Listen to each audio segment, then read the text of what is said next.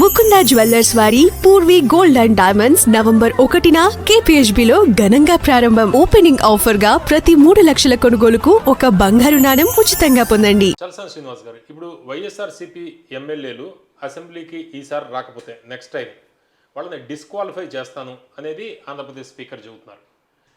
Disqualify చేసే అవకాశాలు కనిపిస్తున్నాయా? చేస్తే ఉప ఎన్నికలు వస్తాయా? యాజ్ పర్ రూల్స్ అండి డిస్క్వాలిఫై చేయటం అనేది అవసరం 180 రోజుల పాటు వాళ్ళు అటెండ్ కాకపోతే కనుక అండ్ ఆ మధ్యన సెషన్స్ కలిగితే కనుక వాళ్ళు డిస్క్వాలిఫై చేయటం అనేది చట్ట ప్రకారం సమ్మతమే, అనర్హులు అయిపోతారు. ఏ కోర్టు కూడా సమ్మతించదు అబ్సల్యూట్లీగా అది. కానీ నేను ఒకటి అడుగుతా ఉన్నాను, ఎన్టీ రామారావు గారు కూడా రాలేదు, చంద్రబాబు నాయుడు గారు కూడా రాలేదు, అప్పుడు ప్రతిపక్షాలు జరగలేదు. ఈ విషయంలో ఒకే ఒక హీరో ఉన్నాడు నాకు తెలిసి, ఆయనే డాక్టర్ సుబ్రహ్మణ్య స్వామి.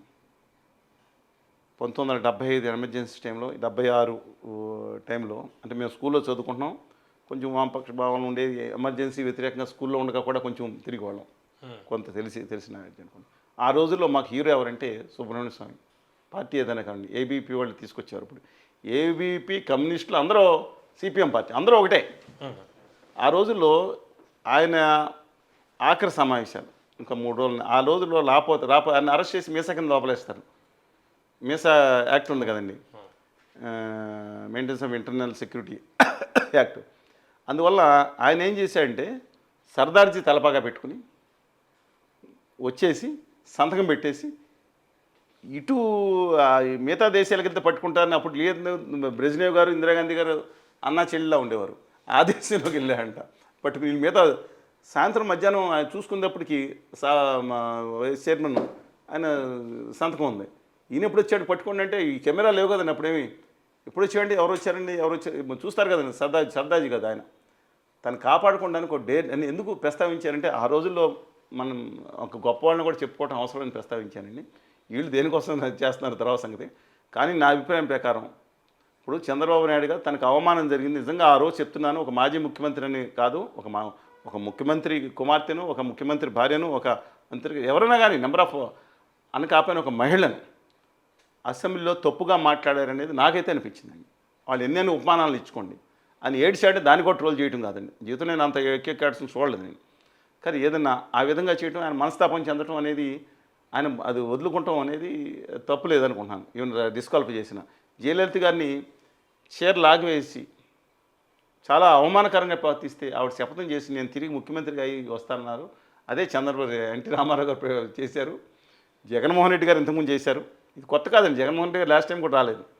కానీ తప్పించుకోవడానికి ఏంటంటే వచ్చి సంతకం పెట్టి అక్కడ హాజరైనట్టు సంతకం పెట్టి వెళ్ళిపోతే అదేమి వర్తించదు. But letters wait and see అండి. బట్ నేను అడుగుతూ ఉన్నాను, ఏమంటే మీరు కూడా వాళ్ళ మీద తగు సమయం, ఆయన ప్రతిపక్ష నాయకుడని మీద మంకుపట్టి పట్టుకున్నారు, తెలియదు అనుకున్నాం. రమ్మని సముచితమైన సమయం ఇస్తామని చెప్పాల్సిన బాధ్యత గౌరవ సభాపతి గారి మీద ఉంది. కానీ అక్కడ నేను ఎన్నికల ముందే వచ్చిందండి, ఈయన స్పీకర్ అవుతాడు, స్పీకర్ అయ్యి పొట్టోడు లేవడా అని రఘురామకృష్ణరాజు గారు మాట్లాడతారు అనే ఉద్దేశంతో ట్రోలింగ్స్ చూసాం కదా. అందుకని జగన్మోహన్ రెడ్డి గారు ఆ సిచ్యువేషన్ చూడటానికి ఇష్టపడరండి. ఎందుకంటే రఘురామకృష్ణరాజు స్పీకర్ ఈయన వస్తున్నాను తెలిస్తే ఆయన వచ్చేస్తారు, ఎక్కడ కంటిన్యూస్ అటెండెన్స్లో ఉంటారు. అందుకని ఒక ఈ ఈగో సిద్ధాంతంలో దెబ్బతింటుంది అనుకున్నాను. నా అభిప్రాయం ప్రకారం వాళ్ళు అసెంబ్లీకి వెళ్ళాలి, వాళ్ళ బాధ్యత వాళ్ళని నెరవేర్చాలి. ఇవాళ సమస్యలు ఉన్నాయి, మీకు ఇవ్వకపోతే కానీ ప్రజలు చూస్తారు, మీ సమయం ఇవ్వకపోతే ప్రజలు గమనిస్తారు ఎంత సమయం ఇచ్చింది. ఎందుకంటే జయప్రకాష్ నారాయణ గారు ఒక మనిషి ఉంటే ఎంత సమయం ఇచ్చారు, సీట్లో కూర్చోబెట్టారు, ముందు స్పీకర్ గారు సీట్లో కూర్చోబెట్టారు. ఇప్పుడు రఘురామరాజు గారు టీజింగ్కి భయపడే జగన్మోహన్ రెడ్డి గారు వెళ్ళట్లేదంటారా?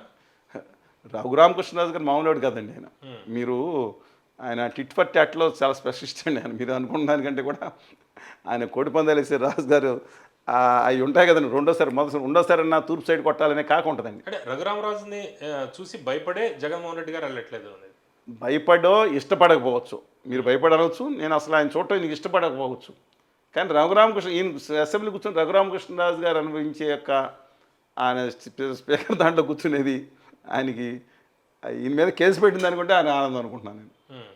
అందుకని ఇది చాలా ట్విస్ట్గా ఉంటుందండి. ఒకవేళ ఎత్తుకుపై ఎత్తులు వేస్తారేమో తెలీదు రాజకీయాల్లో. రఘురామకృష్ణరాజు గారు లేని టైంలో టకేం వచ్చి సంతకం పెట్టి కనపడి వెళ్ళిపోవచ్చు ఆయన.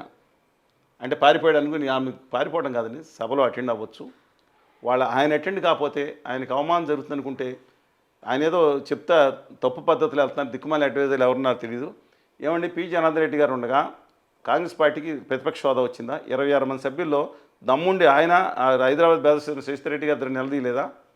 ఆ పార్టీ అంత అంత ఉండి కూడా 294 మంది ఉండి ఫస్ట్ ఎన్టీ రామారావు గారు ముఖ్యమంత్రిగా ఉన్నారు. అప్పుడు పీజీఆర్ గారు పారిపోయారా?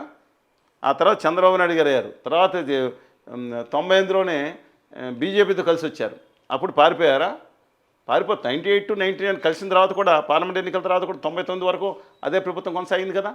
అంటే ప్రతిపక్ష నేత పీలు మోడీ గారు, నన్ను చెప్తాను ఎల్ఐసి విషయంలో పీలు మోడీ గారు ఎవరండి? ఇలా ఆడుకున్నారు ఆయన.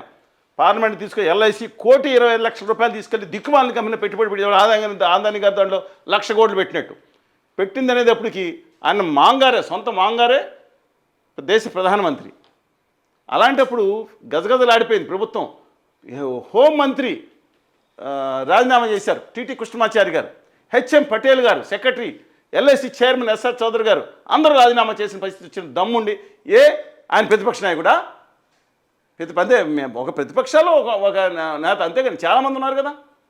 ఆ దమ్ము నేను అంటున్నాను. వాళ్ళ నాన్నగారు పోరాడే నేపథ్యం ఇచ్చారా, పారిపోయే నేపథ్యం ఇచ్చారా జగన్మోహన్ రెడ్డి గారికి? ఆయన లోపాలు ఉన్నాయి, ఆయన కక్షాదింపు డెఫినెట్గా నిలదీద్దామని, అది వేరే సంగతి.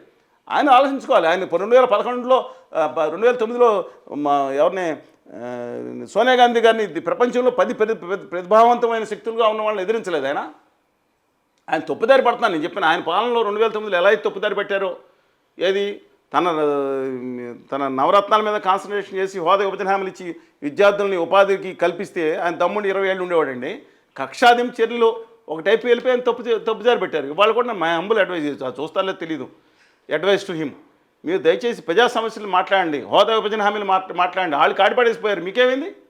మీకు కూడా భయమే. ఇవాళ ఆదాని గారి గురించి మీకు ఆయన బంద్ చేస్తాను కాదు లేదు, వేరే బదిలీ మీరు చేస్తున్నారు. ఇద్దరు కలిసి బంద్ చేసుకుని అసెంబ్లీలో అందరూ మీరు మూరేగా ఉంది. ఒక్కళ్ళు కనుక వామపక్షాలు ఇద్దరు కనుక ఉంటే అసెంబ్లీలో ఉంటుందండి. వాళ్ళు బంద్ చేస్తారు, మీరు బంద్ చేస్తారు, అందరూ ఒకటే. మీరు ముగ్గురు ఒకటే తాళ్ళు గుడ్డలు అయిపోయారు ఇప్పుడు ఇవాళ. అందువల్ల బట్ డిస్పైట్ దట్ ప్రజా సమస్యలు మిగతా ఉన్నాయి. మీరు అసెంబ్లీకి హాజరై ఉండాలి. ఎవరో మిమ్మల్ని అవమానపరిస్తే, ఇప్పుడు వాళ్ళు తప్పు చేశారు కాబట్టి వాళ్ళకు ఒక రోజు 23 ఇచ్చారు, మీరు తప్పు చేశారు కాబట్టి మీకు 11 ఇచ్చారు. మళ్ళీ వాళ్ళు తప్పు చేస్తే ప్రజలు గమనిస్తారు, ప్రజలకు సింపతిగా ఉంటుందండి. ఎంత దుర్మార్గం చేసిన వ్యక్తి అన్నా, ఎంత ఒక గొప్ప వ్యక్తి అన్నా సరే ఇద్దరిలో బేరీ చేసుకుంటారు. ఒకసారి గొప్ప వ్యక్తిని 24 గంటలు మోయినండి, దుర్మార్గుని 24 గంటల జీవితాంతం అని అలా ఉండదండి. అందుకని ఎవరు దుర్మార్గులు ఎవరు మనం డిసైడ్ చేయట్లేదు. కానీ but my humble request to honourable the chief minister of Andhra Pradesh, మీరు కూడా వాళ్ళతో మాట్లాడండి. మీ స్పీకర్ గారితో ఎవరన్నా అయ్యన పత్రుడు గారు మాట్లాడాలని మీరు చెబుతున్నారు. అయితే ఒకవేళ డిస్క్వాలిఫై జరిగి ఉప ఎన్నికలు వస్తే ఇప్పుడు పరిస్థితులు ఎట్లా ఉన్నాయి ఏపీలో? 11 సీట్లు ఉప ఎన్నికలు అత్యధిక స్థానాలు మళ్ళీ వైఎస్ఆర్ కాంగ్రెస్ పార్టీ గెలుస్తుందండి నా అభిప్రాయం ప్రకారం. సింపతి ఫ్యాక్టర్ పనిచేస్తుంది. కానీ సమాధానం అన్ని చోట్ల కాదు, మళ్ళీ అన్నీ వచ్చింది కదండి. అన్నీ వచ్చినా మెజార్టీ స్థానాల్లో సింపతి ఫ్యాక్టర్ పనిచేస్తుంది. మళ్ళీ వారే గెలిచే అవకాశం ఉంటుంది అత్యధిక స్థానాల్లో.